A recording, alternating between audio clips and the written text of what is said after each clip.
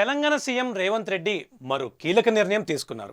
హైదరాబాద్ నగరంలో మెట్రో రైలు మార్గాల విస్తరణపై రివ్యూ చేసిన ఆయన ఓఆర్ఆర్ వెంట జీవో 111 ప్రాంతంలో మెట్రో అలైన్మెంట్ను రూపొందించడంపై అధికారులను ప్రశ్నించారు.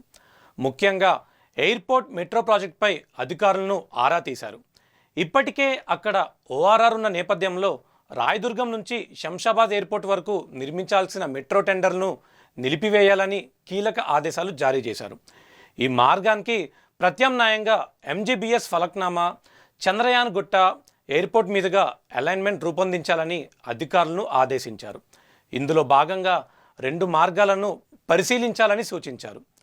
చంద్రయాన్ గుట్ట, మైలార్దేవ్పల్లి, జల్పల్లి విమానాశ్రయం P7 రోడ్డు ఒక మార్గం కాగా, చంద్రయాన్ గుట్ట, వర్కాస్, పహాడీ షరీఫ్, శ్రీశైలం రోడ్డు మార్గాన్ని అధ్యయనం చేయాలని సూచించారు.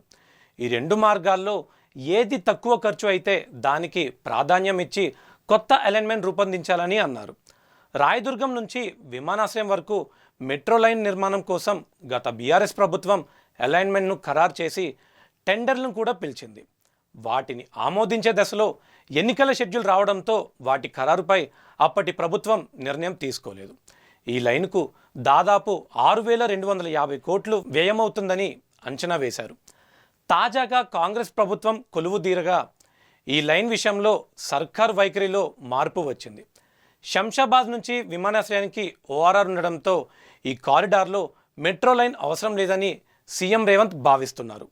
మెట్రో ఫస్ట్ స్టేజ్ ఒప్పందం మేరకు పాత బస్తీలోని ఎంజీబీఎస్ నుంచి ఫలక్నామా వరకు 5.5 కిలోమీటర్ల మార్గాన్ని ఎల్ఎన్టీ హైదరాబాద్ మెట్రో రైల్ సంస్థ పూర్తి చేయకపోవడంపై సీఎం రేవంత్ రెడ్డి అసంతృప్తి వ్యక్తం చేశారు.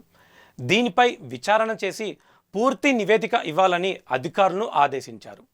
ఎయిర్పోర్ట్ మెట్రో పైన పూర్తి స్థాయి నివేదిక ఇవ్వాలని ఆదేశించారు.